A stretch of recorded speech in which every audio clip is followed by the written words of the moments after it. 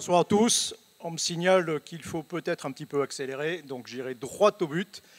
La première fois que je me suis retrouvé sous le feu, j'étais très à l'aise. Trop, certainement, beaucoup trop. Je vous explique pourquoi.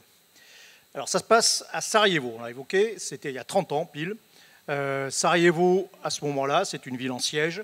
Il y tombe des obus tous les jours. Lorsqu'il en tombe moins de 250, on marque journée calme sur les comptes rendus. Tout autour de la ville, vous avez des centaines de tueurs qui sont là et qui tirent sur tout ce qui est vivant dans la ville. Et comme ça, si ça ne suffit pas, à l'intérieur même de la ville, à ce moment-là, vous avez des brigades, des unités, des mafieux qui tiennent en coupe réglée la ville et qui y font régner la terreur. C'est à cette époque l'endroit incontestablement le plus dangereux du monde. Quand j'y serai pendant 6 mois, il y aura 58 soldats français qui vont y trouver la mort ou seront blessés dans ces quelques kilomètres carrés. Et donc, c'est à ce moment-là qu'on décide d'engager à nouveau des soldats français. Je suis à ce moment-là lieutenant au 21e régiment d'infanterie de marine et je fais partie de l'avant-garde qui est lancée dans cette ville avec quelques jours de préavis. On passe quelques jours à s'entraîner sur le transport de chalands de débarquement, donc l'ancêtre du Mistral, et puis c'est tout. Et puis on arrive dans la ville, on traverse la ville. Ce qui nous frappe d'ailleurs, c'est le silence de la ville. C'est d'abord une ville déserte, il n'y a personne, tout le monde se cache évidemment. C'est une ville pour le coup silencieuse, il n'y a que les obus et les balles qu'on entend. Et on arrive dans notre site, là où on sera stationné, accessoirement au milieu de la brigade la plus terrible de toute l'intérieur de la ville.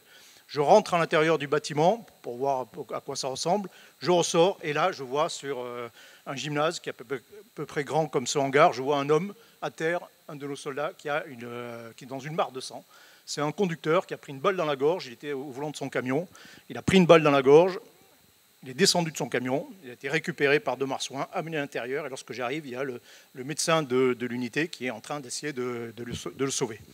Et ça provoque une réaction forte en moi. Je cours à l'extérieur et là je m'aperçois qu'effectivement on nous tire dessus. Dans les bâtiments autour de nous, il y a des gens qui nous tirent dessus. Et je prends mes tireurs d'élite, tous ceux qui sont disponibles, et j'organise la riposte, j'organise la défense contre tous ces gens-là. Et je fais bien, je donne des ordres très clairs, j'ai un cerveau qui mouline à toute vitesse, j'analyse le bruit des balles, donc c'est très bien. Il y a juste un petit problème, c'est que j'ai complètement occulté la notion de danger. Donc je suis debout, je donne des ordres très clairs, mais ça tire à droite, à gauche, donc j'analyse, je donne des ordres, et puis en fait, je n'ai pas conscience, je ne suis pas courageux, je suis juste inconscient à ce moment-là. Mais globalement, ça se passe bien. Au bout d'une demi-heure, on décroche, on rentre, et là, je me dis, bon, déjà, c'est 1 heure, on vient de passer 1 heure dans le site, il reste encore 6 mois à faire.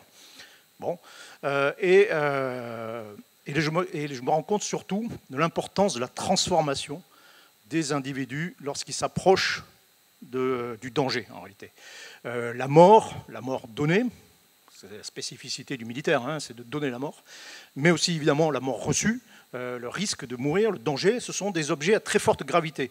En physique, en grande physique, quand on s'approche d'un trou noir, d'une étoile, ça déforme la physique, ça déforme le temps, l'espace quand on se l'approche. Là c'est pareil, la mort, lorsque vous approchez, vous savez qu'il y a la mort quelque part, vous vous transformez physiquement. On est des individus différents.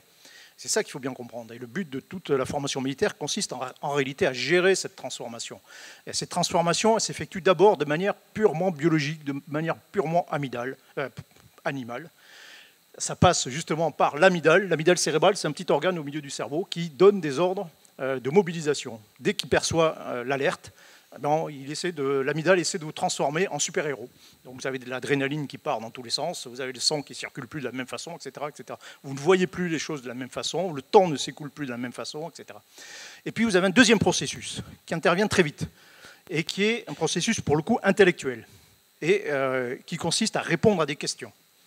Et ces questions, alors plus ou moins consciemment, hein, vous ne vous rendez pas compte forcément, mais vous répondez à des questions qui sont est-ce que je sais ce qui se passe ? Est-ce que je comprends? Alors je reviens sur les témoignages précédents. Est-ce que je comprends ce qui se passe? Est-ce que j'ai le sentiment que je peux faire face à ça? Est-ce que j'ai compétences pour faire ça? Est-ce que je dois faire quelque chose d'ailleurs aussi, et est-ce que finalement je peux aussi faire quelque chose? Et si vous répondez oui à cet ensemble de questions, globalement, vous allez gérer cette mobilisation. En gros, vous allez être un petit super-héros pendant quelques temps. Si vous répondez non, en revanche, si vous avez des doutes, si vous ne comprenez pas ce qui se passe, si vous vous sentez impuissant, ben là, cette mobilisation elle va continuer, elle va devenir négative. À partir de 120 pulsations minute, vous perdez de l'habileté manuelle. À 140 pulsations minute, vous ne savez plus prendre de décision. Vous obéissez, vous suivez les gens. Si les gens vous foncent vers l'avant, vous allez les suivre. S'ils s'enfuient, vous allez les suivre aussi. Mais vous êtes dans une situation de... vous agissez, mais déjà, vous ne prenez plus de décision. Et au-delà, ben, le risque, c'est le risque de la paralysie, enfin, c'est le risque de la crise cardiaque, tout simplement. Et donc, vous avez une paralysie croissante, une sidération, d'abord. Si ça va trop vite, si la surprise est trop forte, vous avez une forme de sidération. Cette sidération peut se transformer en paralysie. Donc, j'ai vu des soldats paralysés au moment de monter à l'assaut. Et puis, au-delà même, le risque, ça devient la crise cardiaque.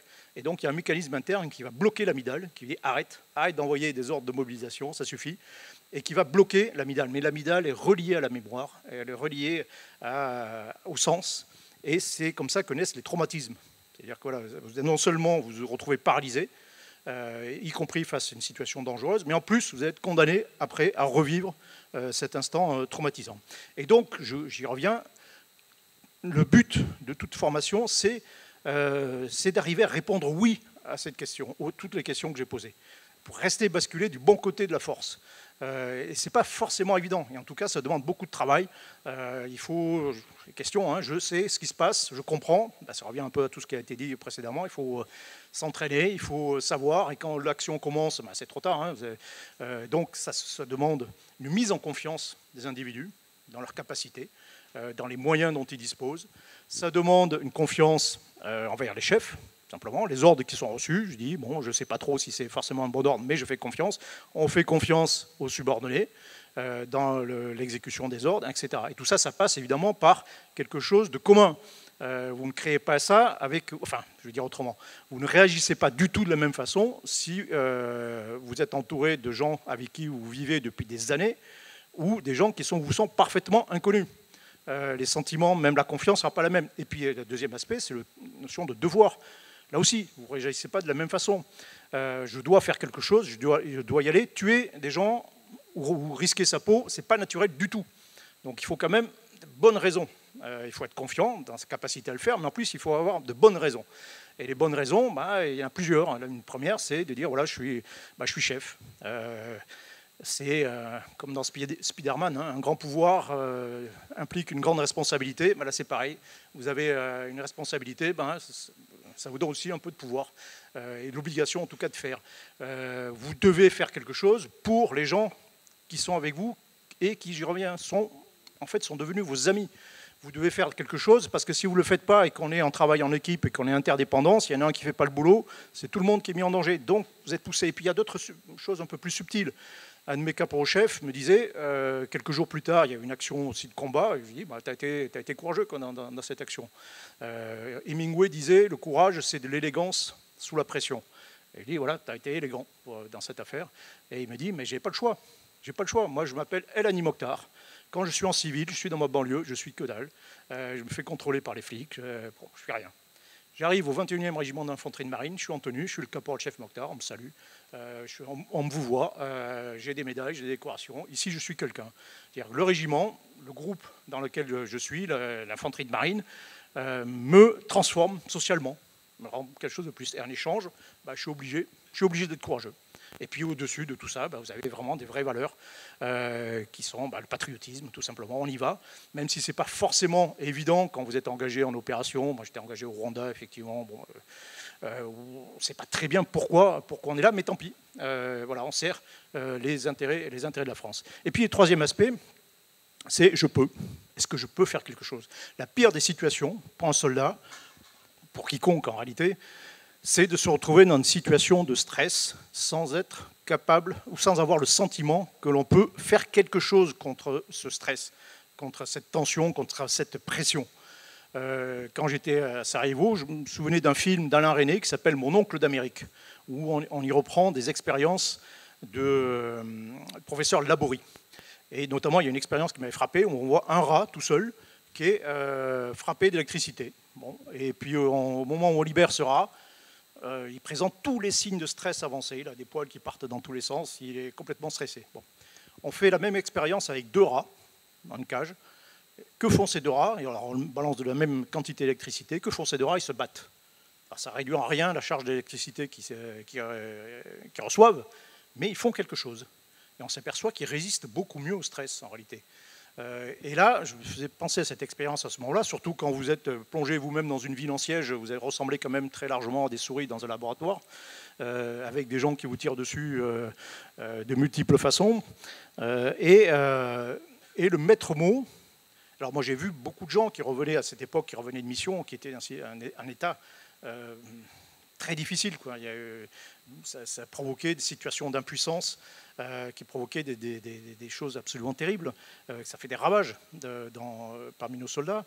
Et puis là, en fait, j'avais la chance d'être commandé par des gens qui avaient connu une expérience similaire à Beyrouth, au début des années 80.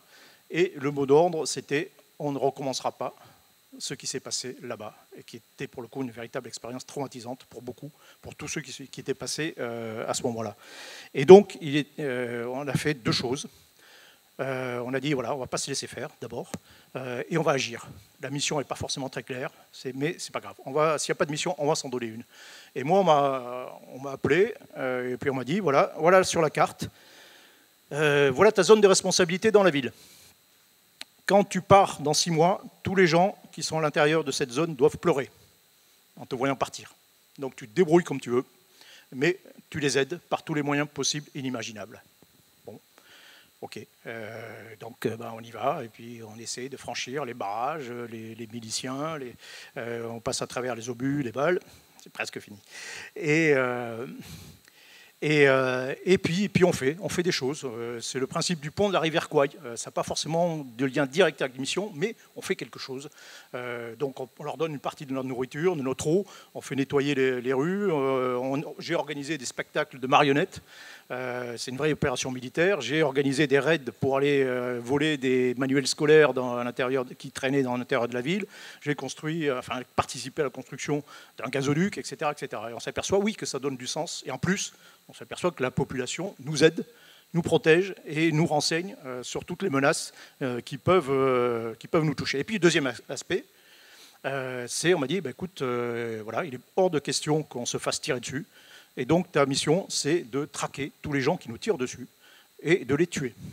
Et donc, j'ai passé des mois, et c'est même une mission assez croissante, au fur et à mesure que mon chef direct lui-même a été abattu pendant un combat. Et j'ai passé des mois et des mois à traquer des individus pour montrer, pour essayer de les tuer, j'en ai tué quelques-uns, pour en tout cas montrer qu'on ne subissait pas les choses et qu'on se battait véritablement. Et au bout du compte, on s'aperçoit, au bout de 6 mois, quand on est parti, que en réalité, c'était plutôt nous qui avions envie de pleurer, quoi. D'abord parce qu'on avait un peu le sentiment d'abandonner des gens qui, eux, restaient sous les obus et les balles pendant encore des mois et des années, alors que nous, on rentrait finalement en sécurité. Et puis ensuite parce que finalement, on avait un peu le sentiment qu'on allait quitter peut-être la période la plus intense de notre vie militaire. Voilà, je vous remercie.